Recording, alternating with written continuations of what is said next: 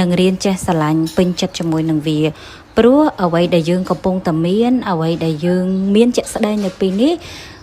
បើសិនជាយើងស្រឡាញ់ពេញចិត្តចំពោះវាគឺយើងនឹងអាចទទួលបាននៅអ្វីផ្សេងទៀតជាច្រើនដែលយើងប្រាថ្នាចង់បានហើយបើមែនទេទៅយើងមិនចាំបាច់ត្រូវប្រាថ្នាឲ្យមានជីវិតដូចទៅនឹងនរណាម្នាក់នោះទេពីព្រោះអ្វីដែលយើងបានឃើញពីជីវិតរបស់នរណាម្នាក់ដែលគេបានបង្ហាញឲ្យយើងឃើញវាគឺជាផ្នែកម្ខាងប៉ុន្តែនៅផ្នែកម្ខាងទៀតយើងអត់ដឹងថាតើជីវិតគេជួបរឿងអីខ្លះជួបបញ្ហាអីខ្លះមានឧបសគ្គធំតូចយ៉ាងម៉េចខ្លះព្រោះមនុស្សភាគច្រើនបង្ហាញឲ្យយើងឃើញនៅសមិទ្ធផល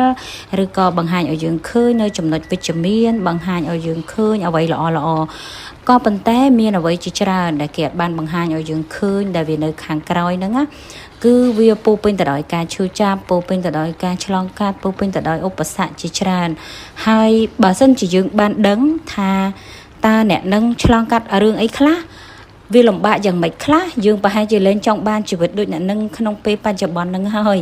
ព្រោះជួនណាអាបញ្ហាដែលគេបានឆ្លងកាត់ហ្នឹងយើងប្រហែលជាមិនអាចឆ្លងកាត់បានទេមិនអាចប្រើជីវិតទៅឆ្លងកាត់អញ្ចឹងបានទេអញ្ចឹងមែនទេទៅនៅពេលបច្ចុប្បន្ននេះបើសិនជាយើងមានអីយើងត្រូវសម្លឹងមើលវាដោយការពេញចិត្តហើយនឹងចេះស្រឡាញ់វាអញ្ចឹងទើបយើងអាចនឹងទទួលបាននៅអ្វីផ្សេងទៀតដែលយើងប្រាថ្នាចង់បាននិយាយជារួមដោយខ្លី